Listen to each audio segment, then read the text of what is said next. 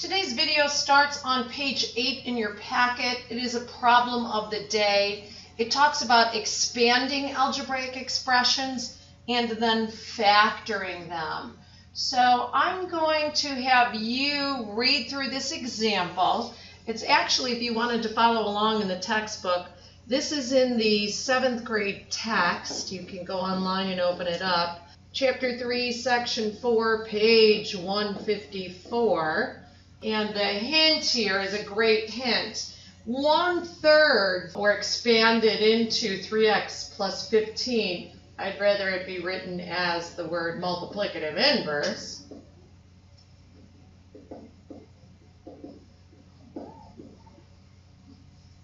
They are equivalent. 1/3 times the quantity 3x plus 15 is the same thing as the quantity 3x plus 15 divided by 3. So we're multiplying by the multiplicative inverse there. And they go through a bar modeling example there to show you, yes, we're used to just going ahead and distributing it, not drawing it.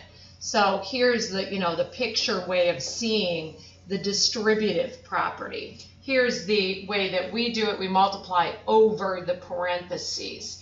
So go ahead and do these two examples here, and then the next 4, 2, 3, 6, and 7. Factoring each expression, remember when you factor, you've got to think what's their greatest common factor. We want to factor it completely. So you want to think GCF. Pull that out front, and then figure out the binomial. When you divide by that GCF, each of the terms, what do you have left? Kind of this idea. But I don't always write the division problem. I know 3x and negative 12y have a 3 in common. So I'm going to pull it out in front of my parentheses. 3 divided by 3, that's 1x or x. 12 divided by 3, negative 12 divided by 3 is negative 4. Don't forget to bring along that y. So go ahead and finish number 3, 6, and 7 of the factoring. And if you need more help with this, 7th grade text, chapter 3, section 5. Now we're going to go on to chapter 3, section 6. So you can find this 2 places in our textbook series.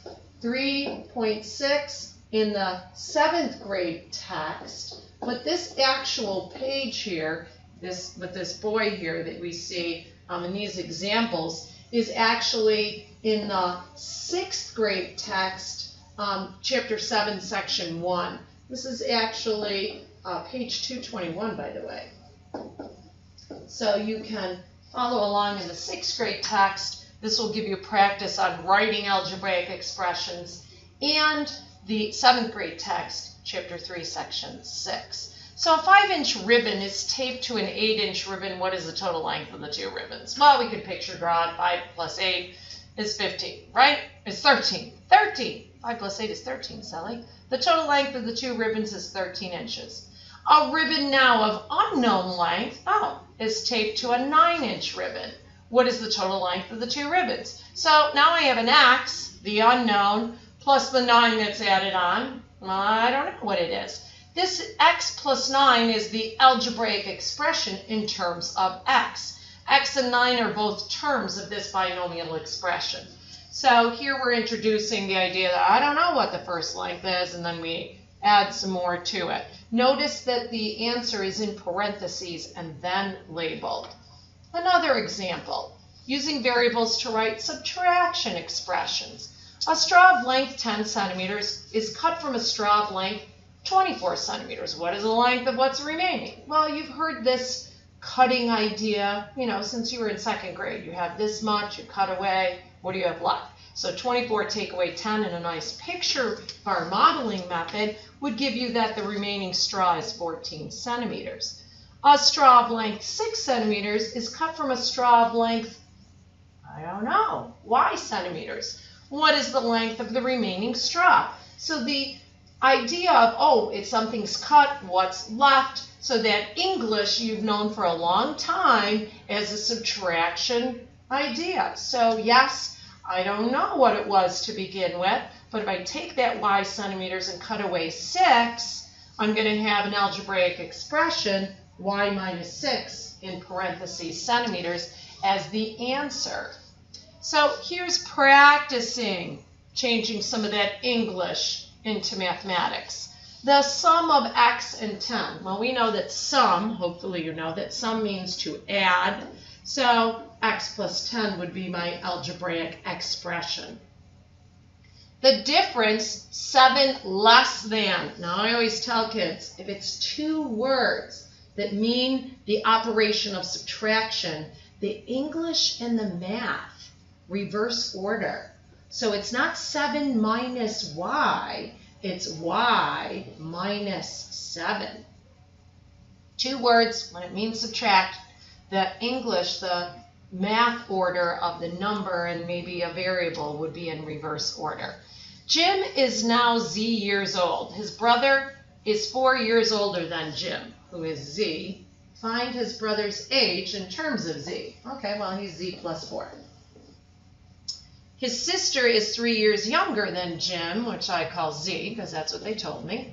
Find his sister age in terms of z. So she's younger, so see, she's z minus 3. Take Jim and take off 3 years, right? Makes sense. Use variables to write a multiplicative expression or a multiplication expression. Again, this is in the 6th grade textbook. This is 7.1 in the 6th grade text, if you're following along. Actually, on page 223, if you wanted to know.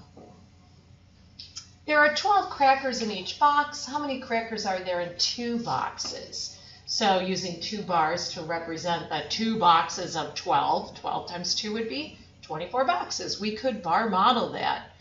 Now we know there are z crackers. I don't know how many in each box. How many crackers are there in 4 boxes? Well, there's going to be 4 z crackers in 4 boxes, right? I'm going to multiply by 4 to get that 4z. So the 4z is the algebraic expression in terms of z, of how many crackers are in the 4 boxes.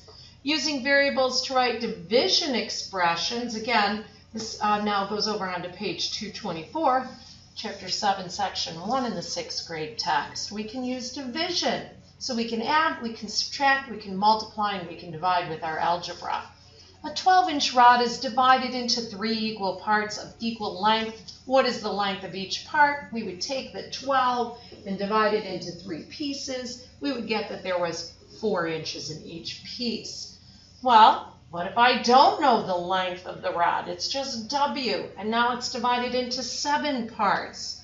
So my W divided by 7 can be written a couple ways, as you can see in this math note. 1/7 of W, or W divided by 7. So the length of each part, W over 7, is the algebraic expression in terms of W of what each part's value is going to be. Some practice of our multiplying and dividing. The product, well, that means multiply, of z and 6. Well, we don't need time symbols. I don't want to see the z first. I don't want to see a dot. I don't need to see parentheses. When it's a number, we know, numerical coefficient sitting next to a letter, it means multiply. And yes, numbers come before, they're first in the order of our algebraic expression with multiplication. 6z, no time symbol, no parentheses needed. 6z is the best form.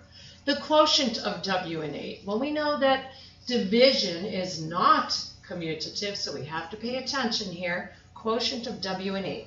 So that would look like W over 8, or you could also write it as 1/8 W. You could do it either way. I prefer the W divided by the 8.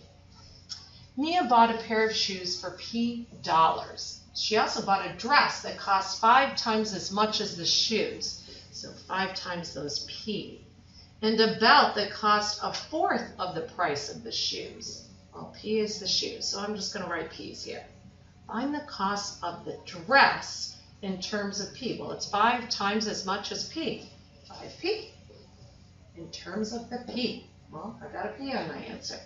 Find the cost of the belt. It's a fourth of the price of the shoes. So I could write it as 1/4 P, or I could write it P over 4. And I do like that P over 4 method. Find the cost. Well, there's probably a label on both of these, right? This would be dollars. I'll label this stuff. And, yep, I would put this in parentheses too, dollars.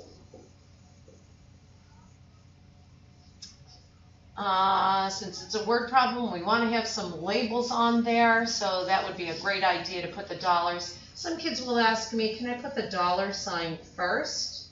Yeah, that's okay, you could do this. And that's it for today's video.